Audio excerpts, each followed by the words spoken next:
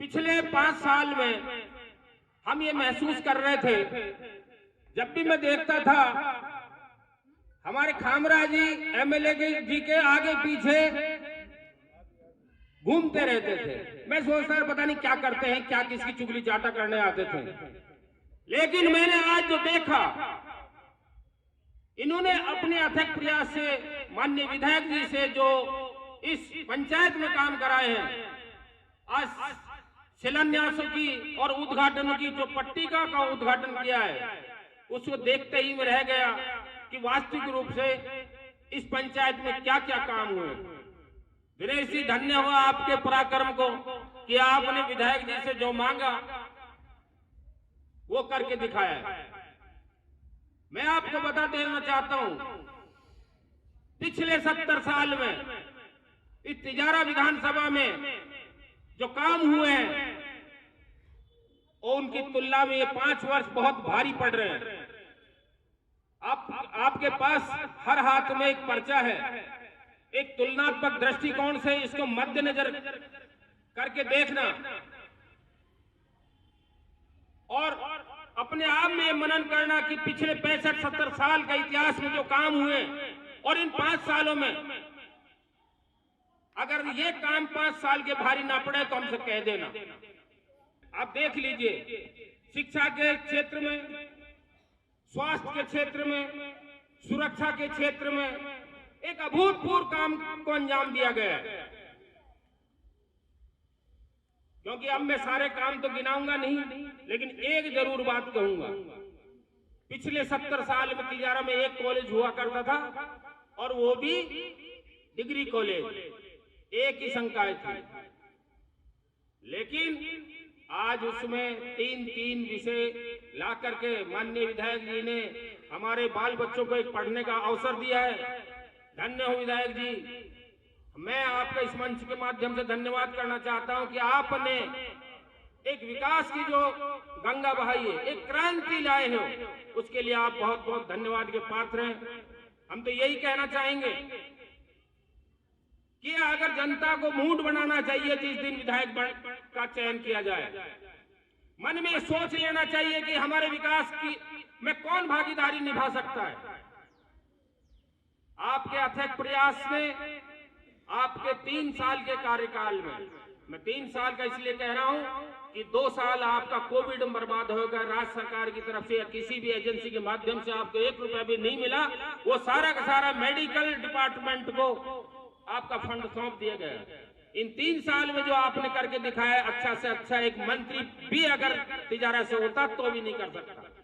क्योंकि पिछले कार्यकाल में 65 साल में यहाँ का मुख्यमंत्री भी रह लिया, 2 कैबिनेट मंत्री रह लिए, लेकिन उन सबके कार्यों की तुलनात्मक आप बहुत ज्यादा भारी हैं। आपने सड़कों का जाल बिछाया है, आपने लिंक इतने रोड इतने बनवा दिए कि किसी को भी असुविधा का कोई महसूस नहीं होती। तो मैं ज्यादा नहीं बोल के, क्योंकि साहब के पास, हमारे विधायक जी के पास इतनी लंबी फहरिस्त है कि वो 1 घंटा भी खत्म नहीं होगी। अगर उनका मैं उल्लेख कर दूं तो फिर वो लिस्ट रह जाएगी। मैं विधायक साहब ज्यादा ना कहूंगा, आपने हमारे ऊपर आशीर्वाद बनाए रखा। जो इतनी आज पट्टियां लगी हुई है, आपकी देन है, आपका आशीर्वाद है। जो आज ये उद्घाटन के लिए पट्टियां लगी हुई हैं, हमारे स्कूल में जो शाला में श्रृंखला खुलवाई है, विज्ञान श्रृंखला, मैं उसका विधायक जी का तहे दिल से स्वागत और अभिनंदन धन्यवाद देता हूं, शाला परिवार की ओर से, ग्राम भेंडूसी की ओर से। दूसरा, पीएससी से सीएससी हमारे भेंडूसी में विधायक साहब की देन है, जिन्होंने ये सीएससी बनवाई है। मैं उसका भी धन्यवाद देता हूं विधायक साहब को। हमारे उप स्वास्थ्य केंद्र नौगावा में खुलवाया है, उसका भी मैं धन्यवाद देता हूं। मैं मोटे मोटे काम यही है, रोड तो सदा बनते हैं, बनते रहेंगे और बनते भी रहेंगे। विधायक महोदय, आपने इतने काम दिए, हमारे ऊपर आशीर्वाद बनाए रखा, मैं आपका तहे दिल से गहराई से स्वागत अभिनंदन करता हूं। मेरा एक निवेदन है, छोटा सा, कोई लंबी चौड़ी बात नहीं है, अब कहने का टाइम तो नहीं है, पर मैं फिर भी कह रहा हूं, आपके लंबे हाथ हैं, राज्यसभा सांसद से मेरे 2 काम है, वो तो जरूर करवा देना, मैं आपसे निवेदन कर रहा हूं। पर्सनल काम नहीं है, हमारे 2 रोड हैं, एक तो नौगावा से तीतरका की ओर, पहले मैं आपसे कम 5-6 बार कह चुका हूं, और एक रोड भेंडूसी से रामनगर है, उसके लिए मैं आपसे निवेदन कर रहा हूं। ये तो पहले तो आप विधायक बनोगे, ये मेरी आज यहाँ से घोषणा है। मैं इस सरस्वती के चरणों में निवेदन कर रहा हूँ, आप विधायक बनोगे जब तो करवाओगे ही। मेरा निवेदन है, राज्यसभा से पहले पहले आप इसकी घोषणा कर जाएं तो आपकी अति कृपया होगी। मैं ज्यादा ना कहते ना ज्यादा कुछ मांगते, आप हमारे यहाँ कीमती समय दिया और आप यहाँ पधारे, बधाई के पात्र हैं। हमसे कोई गलती होगी उसके लिए क्षमा चाहता हूँ। धन्यवाद। जय हिंद। कि इस 5 साल में राजस्थान की सरकार ने, मुख्यमंत्री जी ने बेमिसाल काम कराए। ये जो काम है, ये आने वाली पीढ़ी को याद रहेंगे। ये हम सब की सुविधाओं के लिए, हम सब की जो समस्याएं थी उनका हल होगा। हो सकता है आज किसी को समझ में नहीं आ रहा हो, पर जब ये सब स्ट्रक्चर बन के साधन संसाधन पूरे आ जाएंगे, उस दिन हम सबको समझ में आएगा कि वास्तव में इस विधानसभा में ये जो काम हुए हैं वो ऐतिहासिक काम है और ये करने लायक काम है। ये काम बहुत पहले हो जाने चाहिए थे, पर मुझे नहीं पता क्यों नहीं हो पाए। ये काम होने लायक थे। हम एक एक चीज पे आते हैं। सबसे पहले एक ऑफिसेज की लिस्ट है, इसमें और भी बीच बीच में लिस्ट है, कुछ इसमें छूट भी गया। आपके पास 2 अलग अलग पंपलेट्स है। एक पंपलेट में जो है तहसील स्तर के काम है, दूसरे पंपलेट में आपके ग्राम पंचायत के काम। तो तहसील स्तर के काम है, ये ऑफिसेज जो खुले हैं वो हमारे सबके, हमारे क्षेत्र के लोगों की सुविधाओं के लिए इन जो विस्तार हुआ है, जो ऑफिसेज खुले हैं, कार्यालय खुले हैं, इनका फायदा लोगों को मिलेगा। आज हमारे यहाँ पुलिस अधीक्षक बैठने लगे, डीवाईएसपी कार्यालय है, एडीएम बैठने लगा है, तहसील अलग अलग 2 जगह खुली है, एसडीएम कार्यालय 2 जगह हुए हैं, नगर पालिका टपुगड़ा में बनी है, नगर परिषद तिजारा में बनी है, बिजली विभाग के एससी हमारे यहाँ बैठने लगे हैं, पीडब्ल्यूडी के एक्शन की पोस्ट हमारे यहाँ आ गई है, जलदाय विभाग के एएन की 1 पोस्ट या 2 पोस्ट आई है। तो ये जितने भी जो पोस्ट स्वीकृत हुई है, इन सब का फायदा हमारे आम जन को मिलेगा, काम में आसानी होगी, इसीलिए दफ्तर कार्यालय खोले जाते हैं। फिर आ जाते हैं, मेडिकल की सुविधाओं का विस्तार हुआ है। बहुत लंबे समय से मुझे ध्यान है, मैं गया हॉस्पिटल में जब विधायक बनने के बाद, तो मन में पीड़ा हुई कि भाई हॉस्पिटलों में कोई व्यवस्था सुविधा नहीं है। भिवाड़ी में आज हम माने तो करीब 5 लाख की आबादी है। वहाँ हॉस्पिटल 50 बेड का था, जिसमें से व्यवस्था नहीं होने के बाद छोटी सी बिल्डिंग, एक सब सेंटर टाइप, उसमें 30 ही बेड का हॉस्पिटल चल रहा था। तो मुझे बड़ी पीड़ा हुई, यार बताओ, भिवाड़ी जैसी जगह में इतना रेवेन्यू हम देते हैं, उसके बाद भी आज यहाँ 5 लाख की आबादी में 30 बेड का हॉस्पिटल। एक साथ कोई बीमारी आ जाए, डेंगू हो रहा है, कोई और बीमारी आ जाती, कई बार कोविड ही आ गया मान लो, तो वहां तो 30 ही बेड थे। 5 लाख लोग, इतनी बड़ी संख्या में लोग कहाँ जाएंगे। मैं मानता हूँ कि सारी व्यवस्था सब लोग, पर फिर भी मतलब व्यवस्था इतनी तो हो माकूल की, कम से कम कोई ऐसी स्थिति आए तो लोगों को थोड़ी इतनी सुविधा तो मिले, अलग अलग इतने हॉस्पिटल तो हो। तो आज आपको जान के खुशी होगी कि आपके भिवाड़ी में डिस्ट्रिक्ट हॉस्पिटल बन रहा है, उसका बिल्डिंग का काम चालू हो गया। 38,000 स्क्वायर मीटर में 42 करोड़ की लागत से जिला अस्पताल भिवाड़ी में आज बन रहा है। एक्सीडेंट केस के लिए अलवर जाना पड़ता था, मरीज रास्ते में ही दम तोड़ देते, तो इस तरह की व्यवस्था रही। अब आपके यहाँ भिवाड़ी तिजारा दोनों जगह ट्रॉमा सेंटर खुल गया है। 2 कॉलेज पीजीबीए टपुकड़ा और तिजारा, और उनमें सब्जेक्ट और संकाय की व्यवस्था भी कराई। फिर हम आ जाते हैं स्कूलों में। एक साथ इतनी बड़ी संख्या में किसी भी कार्यकाल में स्कूल इतने क्रमोन्नत हुए तो आप चेक कर लेना। शिक्षा के क्षेत्र में हम पीछे रहे हमेशा से। हमारा मेवात का क्षेत्र बाकी तहसीलों की बजाय शिक्षा के क्षेत्र में आज भी बहुत पीछे है। सरकारी नौकरियों की लिस्ट आती है तो हमारे बच्चों का नाम नहीं आता है, चाहे वो नीट की लिस्ट हो, IIT की हो, चाहे वो रीट की एग्जाम हो रहे हो उसकी लिस्ट आती हो, या फिर UPSC RPSC की लिस्ट आती हो, हमारे बच्चों का नाम बहुत कम आते हैं। तिजारा के बच्चे उसमें नहीं आते हैं।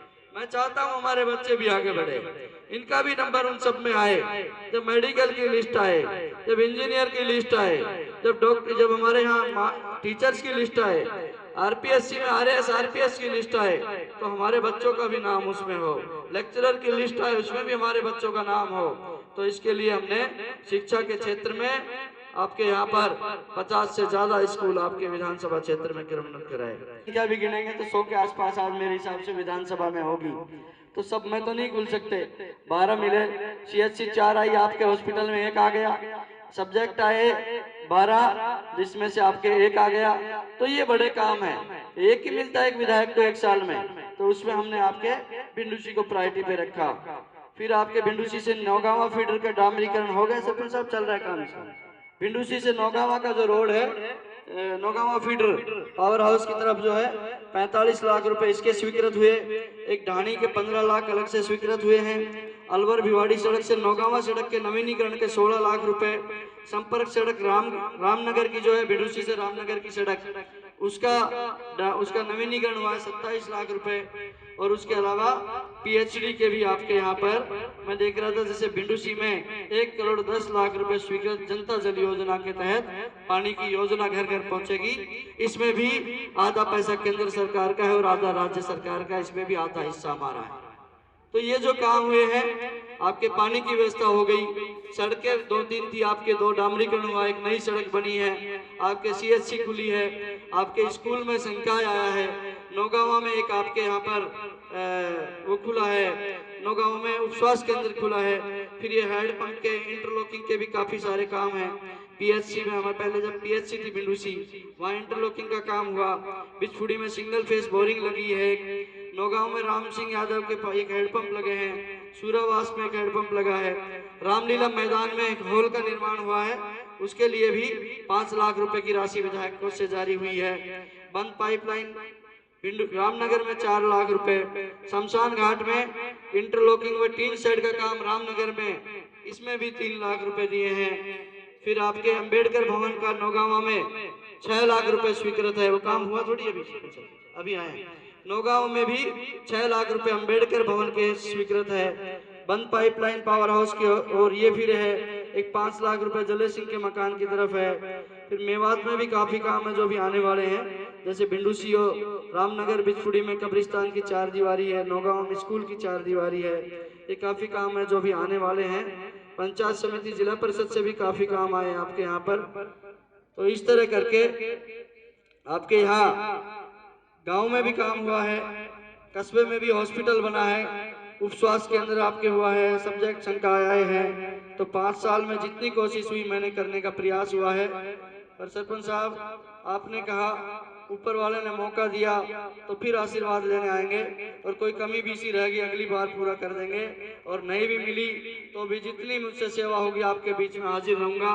कोई भी 5 साल के दौरान गलती सलती हो तो सबसे हाथ जोड़ के माफी चाहूंगा, और अगली बार मौका मिला तो भी ठीक है, नहीं मिला तो भी गांव बस्ती ने जो सहयोग किया, आपने जो आशीर्वाद दिया, गांव के लिए मैं हमेशा हाजिर रहूंगा। जैसा भी हूँ आपकी सेवा में हाजिर मिलूंगा। धन्यवाद, नमस्कार, जय हिंद, जय भारत।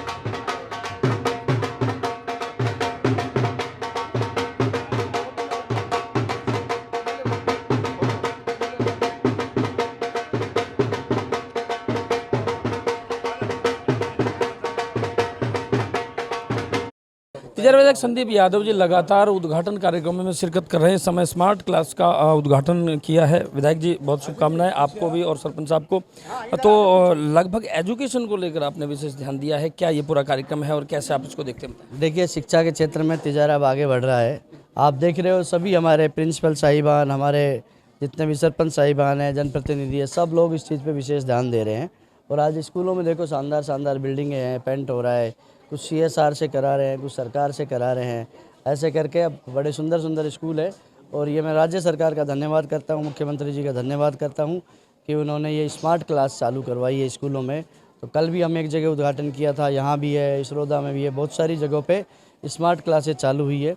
ICT लैब और साथ में इसमें LED है, जहाँ ICT लैब पहले वो लगाई गई है, फिर उसके बाद अब LED लगाई गई है, उसमें स्मार्ट क्लास होगी और क्लास के पूरे सब्जेक्ट, अलग अलग सब्जेक्ट के कोर्स का पूरा यहाँ से स्मार्ट क्लास के माध्यम से बच्चा पढ़ सकता है।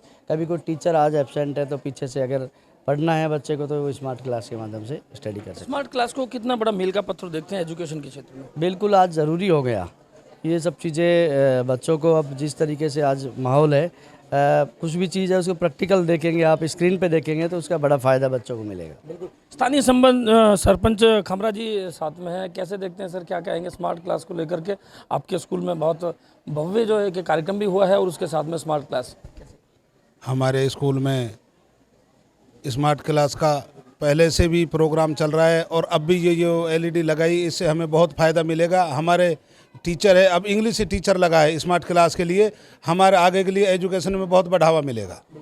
तो इंग्लिश जो माध्यम है उसकी बात करें तो आने वाले टाइम में जो ग्रामीण क्षेत्र के जो बच्चे थे वो अक्सर इंग्लिश वीक होने के कारण कई बार बड़े जो फाइट है वो नहीं कर पाते थे, लेकिन अब ऐसा शायद ग्रामीण परिवेश में भी ये जो अंधेरा है वो छटता हुआ नजर आ रहा है।